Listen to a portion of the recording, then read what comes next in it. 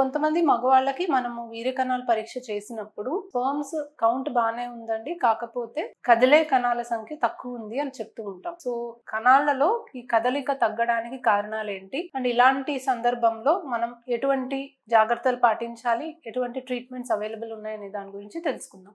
Hello అండి, నా పేరు doctor Suma, consultant 39 fertility centre, Vijayawada.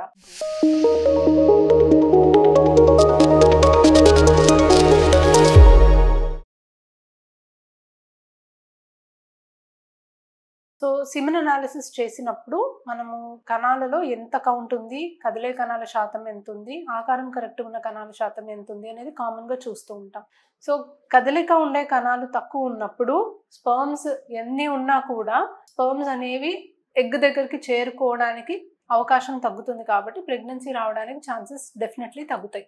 ఎన్ని స్పర్మ్స్ ఉన్నా యూజువలీ 30% పైన మొటిలిటీ ఉన్న స్పర్మ్స్ ఉంటే స్పర్మ్స్ అనేవి ట్యూబ్లోకి చేరుకోవడానికి అండ్ ప్రెగ్నెన్సీ రావడానికి ఛాన్సెస్ అనేవి బాగుంటాయి.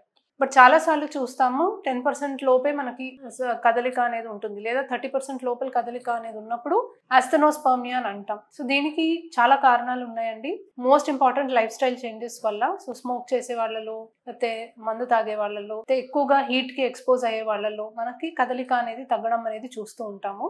ఇది కాకుండా కొన్ని ప్రాబ్లమ్స్ వల్ల, ఇన్ఫెక్షన్స్ రావడం వల్ల, లేకపోతే వెరికోసీల్ అని అంటాం, వరి బీజం, దాని వల్ల, లేకపోతే వాళ్ళకి కొన్ని ప్రాబ్లమ్స్ అనేవి ఉంటాయి, ఇమ్మొటైల్ సీలియా సిండ్రోమ్ అని, లేకపోతే స్పర్మ్ లో స్ట్రక్చరల్ డిఫెక్ట్స్ అనేవి ఉంటాయి. అంటే టెయిల్, స్పర్మ్ కి హెడ్, నెక్, టెయిల్ అని ఉంటుందండి. ఆ టెయిల్ లో కొన్ని స్ట్రక్చరల్ డిఫెక్ట్స్ ఉండడం వల్ల కూడా మొటిలిటీ అనేది తగ్గడానికి ఛాన్సెస్ అనేవి ఉంటాయి. సో ఎటువంటి కారణం వల్ల ఈ మొటిలిటీ తగ్గింది అనేది చూసుకోవడానికి మనకి హిస్టరీ ఇంపార్టెంట్. అంటే వాళ్ళ లైఫ్ స్టైల్ ఎలాంటిది, వాళ్ళ హ్యాబిట్స్ ఏంటి, వాళ్ళు ఎక్కువగా ఏమన్నా స్మోక్ ఎక్స్పోజ్ అవుతున్నారా, పొల్యూషన్కి ఎక్స్పోజ్ అవుతున్నారా, కొన్ని ఏమైనా ఫర్టిలైజర్స్కి ఎక్స్పోజ్ అవుతున్నారా. సో లైఫ్ స్టైల్కి సంబంధించిన మార్పుల వల్ల వాళ్ళకి ఏమైనా బెనిఫిట్ ఉంటుందా అనేది ఫస్ట్ హిస్టరీ తీసుకుంటాము, ఎగ్జామినేషన్ చేస్తాము. సో వెరికోసిల్ లాంటిది మనం ఎగ్జామిన్ చేస్తే తప్ప మనకి బయటపడదు. సో ఎగ్జామినేషన్ చేయాలి, అవసరమైతే కొన్ని టెస్ట్లు కూడా చేయాలి. సో కొన్నిసార్లు కొన్ని హార్మోన్స్ ప్రాబ్లం వల్ల కూడా మనకి స్పర్మ్ మొటిలిటీ అనేది తగ్గడానికి ఛాన్స్ ఉంది. సో అవసరమైతే వాళ్ళకి కొన్ని హార్మోనల్ టెస్ట్లు కూడా చేయాలి.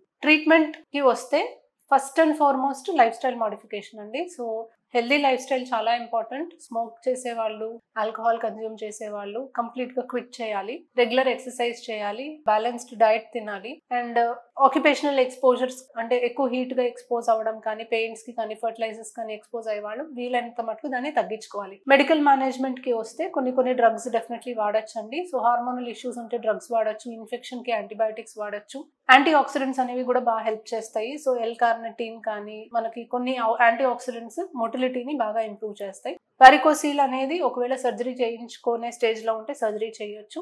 అండ్ ఇవన్నీ కాకుండా మనకి వేరియస్ ట్రీట్మెంట్ ఆప్షన్స్ కూడా ఉంటాయి. సో IUI, IVF లాంటి ట్రీట్మెంట్స్ ఉన్నాయి. మొటిలిటీ ఎంత తక్కువ ఉంది అనే దాన్ని బట్టి దేనికి వెళ్ళాలి అనేది మీ డాక్టర్ మీకు సజెస్ట్ చేస్తారు. Thank you.